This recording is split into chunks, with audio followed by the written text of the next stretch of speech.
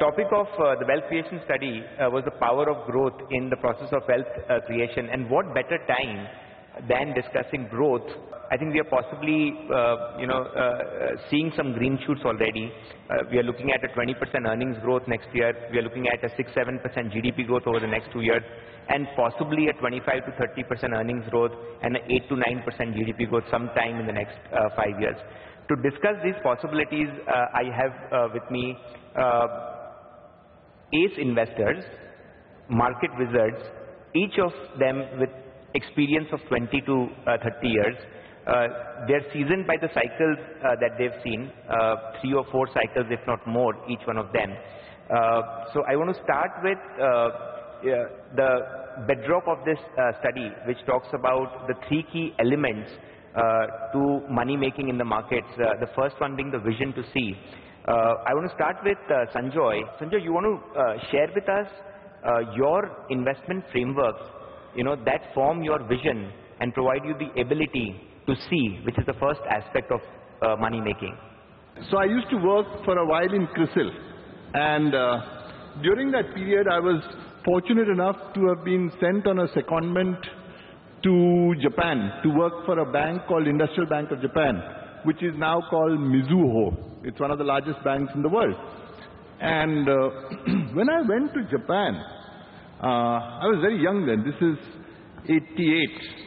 And I was just stunned by how the common life of every single guy in Japan is affected by technology. It was just something unbelievable. So if you're walking on the road, you can buy dinner from a vending machine. If you went to a railway station, you didn't have anyone selling tickets there. The first time I went to a station in Japan, I was completely lost because I was Indian. I was looking for a window where I could buy tickets, and there wasn't one. And it was a Sunday. So either I could have stood at that window for the rest of my life and not gone where I wanted to, or figured out how technology works. What I came away with from Japan was that if you can, come up with ways to make, equipment function more intelligently and in a way that helps, everyone in their daily life to be more productive, that's really the power of software. So I remember coming back and telling Raamdeo, we don't seem to have this in India. Why don't we, why don't we look out for people who may be thinking of doing this? And on that, completely benighted premise, when I first saw Infosys, I said, gosh, maybe these guys can do it. And I really didn't. I thought a server was someone who gave me dinner at a restaurant, and I still think so. I haven't changed my view on servers subsequently. And I thought open architecture was like the place where I studied in my MBA, the Louis Kahn Plaza in IIM Ahmedabad. It's got a lot of holes, so we call it open architecture. But it didn't make sense to me. What did make sense, and I think the driving thing that made me buy Infosys, is something that he spoke about, which is very important. In 1995, I went with a Scottish fund manager called Ian Wells. I used to be in broking then, and I took him to meet the top management of Infosys, and we met 2 people that day. A gentleman called N.S. Raghavan and Mr. Narayan Murthy. And I came back absolutely stunned by the honesty and the clarity of purpose and the will to succeed that I saw in both these people. And that's really what made me buy Infosys. As he said, it's about management. If you can find outstanding management aligned to a fine business and buy it at a reasonable price, and the growth is sustainable and doesn't need huge amounts of cash to fund that growth for long periods of time, I think therein you have the makings of a stock which can do extremely well for you. The first step in this whole investment process seems to be S, which is catch them young, catch them small. Madhu, do you want to share with us some of your young finds, young catches? And as Raamdeo pointed out in his study, often these are not necessarily the most popular. You don't get the validation from your friends. So often, we only talk about the successes which we have had. The failures go unnoticed. Yeah. So I would say honestly that for every success which we have had, equivalent to 10 failures or more, we have had in our portfolios in the last 10-15 years. The first thing which we look at is, as Raamdeo ji was saying, that the company has to be small, because by definition you can't buy like a 40,000 crore market cap company and hope that it will go 50x or 100x. And that comes with your first philosophy: do you really believe that equities is for disproportionate return? Because if you are an index investor and you believe that you are going to get 15% return, which is what the earning growth is, then you look for that kind of companies. So I personally believe that equities is for disproportionate return, and we should be at least having few stocks in our portfolio which can provide that disproportionate return, which makes up for the entire portfolio. Second thing is, once you believe that, then in the environment in which you buy, so most of the companies which you will see, even let's say something like Eicher Motor, which Raamdeo ji mentioned, it has gone through, before it became a multi-bagger, it has gone through huge pain, and before it bottomed out, all kinds of business models they've tried. So these companies will completely be out of fashion. By definition, they will be small, and you will have to keep trying, and you make like 5-10 attempts to buy this. Then over a period of time, it becomes clear to you that this one has a larger potential, and that's how we go. The third thing which we look at is, what is the size of absolute market cap and absolute opportunity? Let's give me an example. Even up till 2007,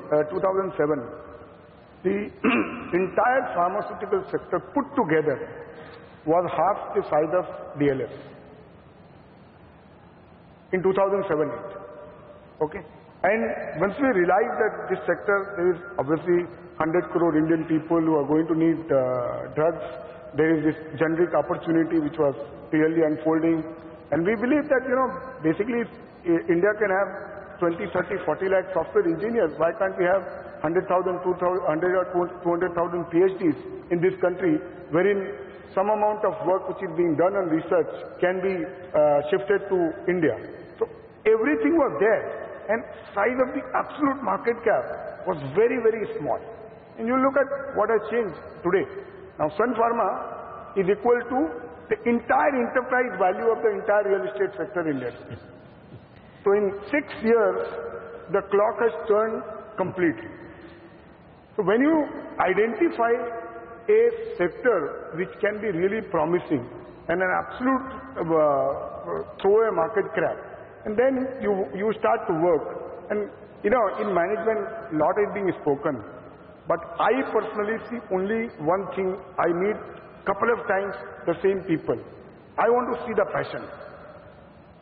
And in my life, that's one most important thing for any success, whether it is a success in investing or whether it is success in business. You find that guy who's really, really passionate about what he's doing.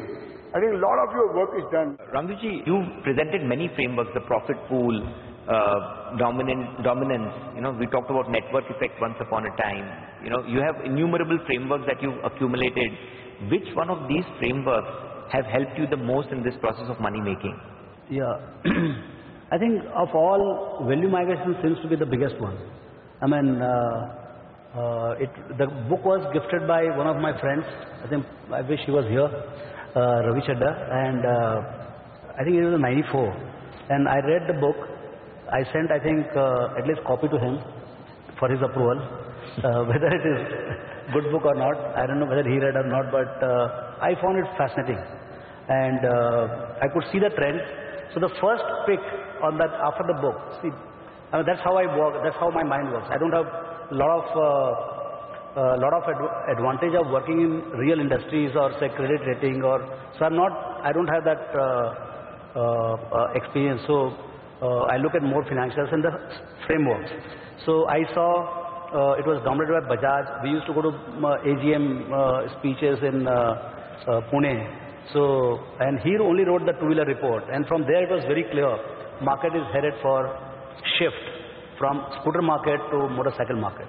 From a 90% scooter market, this country was heading for a 90%. I mean, I didn't know 90%, but I could see the migration. And I was also an owner of a motorcycle, Hero Honda, and that brought Moti and us together. So there was this bike was in short supply. There was 3,000-4,000 rupees premium also. And 1,000 crore sales, 1,500 crore sales, profits of about 80, 90, 100 crores. Stock was allowed for 1,000 to 1,200 crores. Huge dividends. That time also they were paying out good dividends. So everything was in place. Management was, I didn't have that kind of framework that Honda and Hero, but they were awesome management. At least Honda, we knew that they're very big. Globally they have 50-60% dominance. So it was, you couldn't have, the thing was that you couldn't have lost money. So we bought into that and we made good money, and very quickly it got doubled in 2 years or less than 2 years. Then once you have the success, initial success, then you sit on. And in next 7 years it became say 20 times. And then the rest all is a story, because then it became so much of dividend and all. So like this, second idea came in Infosys, but that was not, it was a value migration of the highest order. Again in 97, immediately after this, so the concept of Y2K, that the world is going to fall apart in 2000 if you don't change those 2 digits properly. And you needed all the Indians to change all the software in the world. So I could see a dated opportunity and a huge value gap. And that time I heard Narayana Murthy say that Indian cost, American value. So work has to come here and we'll make a lot of money. And that's what really happened. So we bought at almost 1/10 of the price and we made big money. Then third value migration opportunity came was Bhartiya Airtel. When I could see, I went to New York and I was sitting in Smith New Court. There used to be a company here. I think you have worked for it. So huge tower and all that. We were sitting here and one guy comes, one sales guy came and we were waiting for 10 minutes for that guy to come out. And this guy took out phone and flapped it and he called and that guy came up. Whoop. So I said, what is this? So I asked the guy, what is this? What he used? He said, this is called mobile phone. So this was 96. So we didn't have phone only, forget about mobile phone. So in 2003, when we got it here and when it started coming in, then I was very clear that this is going to make a lot of money. The first mover, massive need, there is nothing else. And in India, you couldn't have done the fiber. No way, for millions and millions of people. So everything was just, but it was making losses. So when the IPO came, it was 45 rupees. So he was in investment management at an institutional side. We told him that, boss, you are going to lose money at 45 bucks. So fastest fingers first, we made every single guy sell it and it came to 18, 19 rupees. Then the company broke even. And then we said, let's pile on now. This is 23rd January 2003. And I was very clear, we are going to make a lot of money. Because of this payback ratio thing, I calculated in the next 5 years, this company is going to make 27,000 crores profit. It ended up making 32,000 crores profit. And you could buy the stock for 5,000 crores. When I bought the stock, the beauty is that after that, everybody, all the dear ones, they told me, this stock doesn't belong to you, sell it. And they made me sell. That's the beauty. By 30 rupees, I was out. So again, I bought it.